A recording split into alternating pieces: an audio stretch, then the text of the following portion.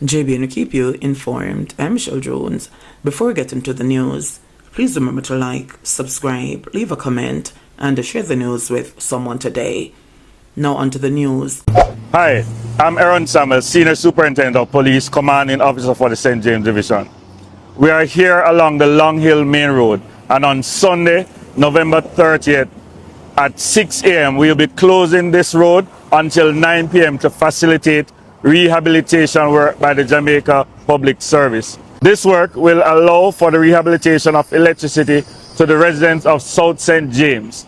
It is indeed necessary, and we want to ask for persons to cooperate with us. The alternative route will be from Anchovy, Whalespond to Bogill, and the reverse, from Bogill, Whalespond to Anchovy. We are asking for your cooperation as we want to ensure that whilst we restore electricity to the people of South St. James, we also allow for persons to be able to traverse the location without much hiccup. If you don't need to be on this road, please stay home. Teen accused of shooting man arrested on charge after turning up at hospital with a gunshot wound. A 17-year-old Hanover boy has been arrested on charge for the shooting of a man in Lucy. He was taken into custody recently after he turned up at the hospital with a gunshot wound. He is charged with wounding with intent, using a firearm to commit a scheduled offense, and possession of a prohibited weapon. The police reported that about 9 p.m. on Saturday, August 30, a man was purchasing items at a shop in the area when he was beckoned by the teen, who requested one of the items he had bought. After receiving the item, the teen allegedly pulled a gun, pointed it in the man's direction, and opened fire. The man received gunshot wounds to his neck and the left thigh. However, he managed to escape and was assisted to the hospital by passers-by. He was admitted in serious but stable condition. A report was subsequently made to the police and an investigation was launched. On Sunday, November 23, the teen was arrested after he turned up at the hospital to be treated for a gunshot wound. He was summarily charged on Thursday, November 27, based on statements collected implicating him. His court date is being finalized. Westmoreland senior citizen dies from tetanus after nail injury. A 71-year-old man died from tetanus in Westmoreland after a nail punctured his foot in the aftermath of Hurricane Melissa. The Ministry of Health is investigating another case of tetanus in St. Elizabeth, also arising from a nail puncture wound. The patient is a 31-year-old woman. Tetanus is a serious infection of the nervous system caused by toxin-producing bacteria. Dr. Karen Webster Carr, national epidemiologist in the Ministry of Health and Wellness, made the disclosure at a press briefing on Thursday.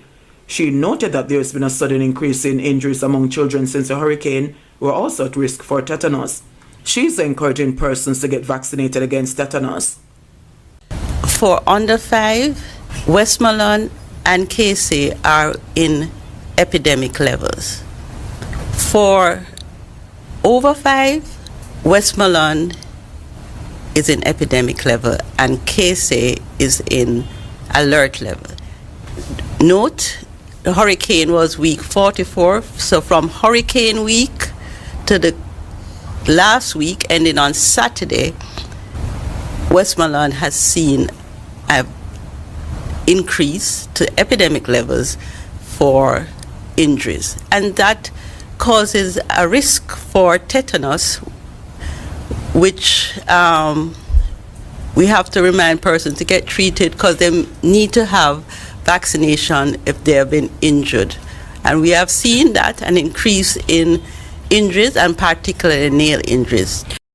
PM says land ownership issues in Westmoreland to be assessed. Prime Minister Dr. Andrew Holness says the government is to review the land ownership issue in Westmoreland after it was revealed that most of the residents whose homes were destroyed by Hurricane Melissa had leased the land. Hundreds of them are now homeless following the powerful storm.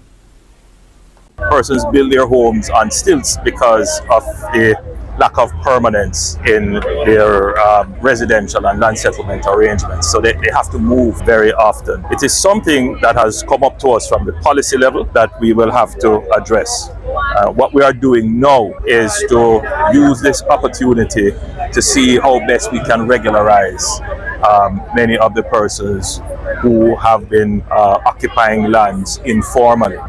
It is an opportunity to bring structure, to bring permanence, and to look at the plight of many citizens who have not had the benefit of land security. So I've given Minister Montague an assignment to see how best we can scale up the land titling programs that we have under the NLA, including the systematic land titling program, which will bring titles and regularization to many communities, Westmoreland being a particular focal area.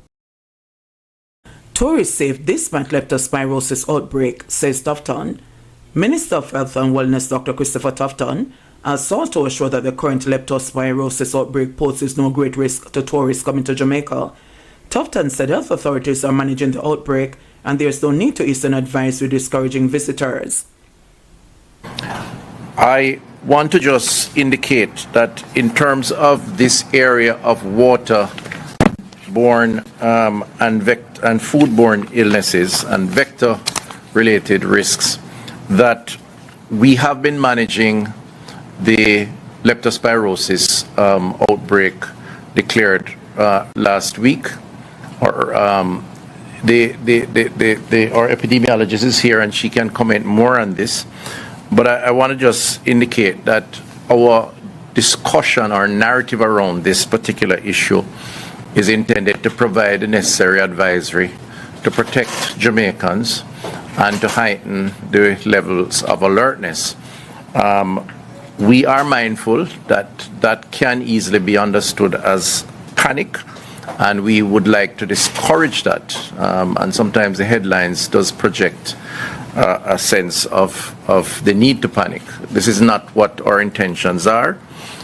We are also mindful that we are a country that has an obligation to both the local population, but also, importantly, in a big tourism space, we also have an obligation to our visiting visitors and tourism interests. I just want to say that we are working very closely with the tourism sector. We have discerned no great risk in terms of the facilities that cater to tourists, whether it's the hotels, which themselves are doing some rehabilitation as we speak because of the impact of the hurricane. And we work closely with them, as well as the certified attractions that cater to tours and visitors. We work closely with those entities too. And there is a certification process that is required and that is given in conjunction with health. And so, we are not giving an advisory to discourage tourism or visitors. We are just placing all on alert and are particularly focused on the vulnerable communities. Those communities, of course, we have identified and where we are collaborating in terms of our operations, NSWMA and others, as part of the cleanup of solid waste and, of course, treating with water to avoid or minimize the risk of waterborne diseases, including leptospirosis. So I just want to make that clear, and we will continue to work with the relevant stakeholders, including the tourism interests, to ensure that visitors are safe when they visit our shores. New Little London Police Station in Westmoreland officially opened.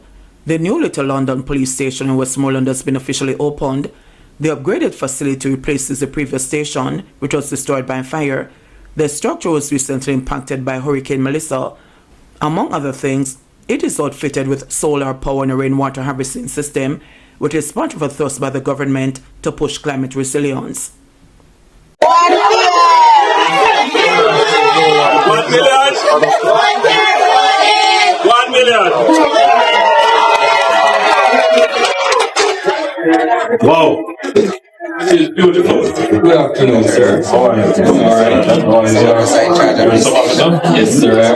Number 1335. Sergeant Nicola Wilkins, the suburbs region, is my and it's an honor to be here with my team today, sir. Currently we have Constable Scott, Corporal Spence, Corporal McIntyre, Inspector Hall, Constable Edwards, and Constable Paul, my station guard. So we don't have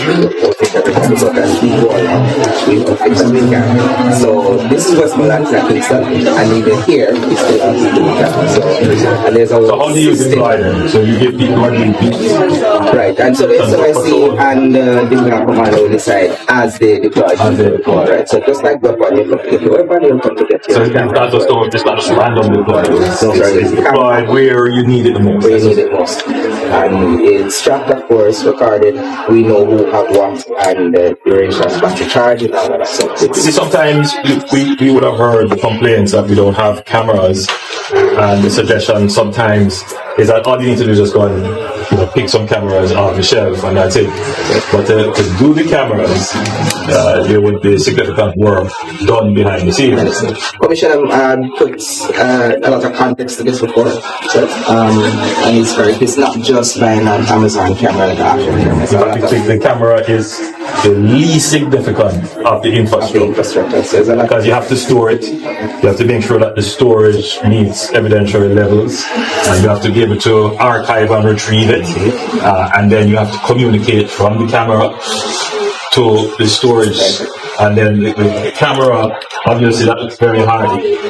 That if you were to be pursuing someone and it fell, well, it should fall, but in the event that it did, and you were to accidentally step on it, you would damage your shoe rather than the camera. Right, so like we're preaching just like vertical, you already know. You already know. Right. JBN will keep you informed. Please remember to subscribe, like, share, leave us a comment, and click the notification bell to receive our daily news items.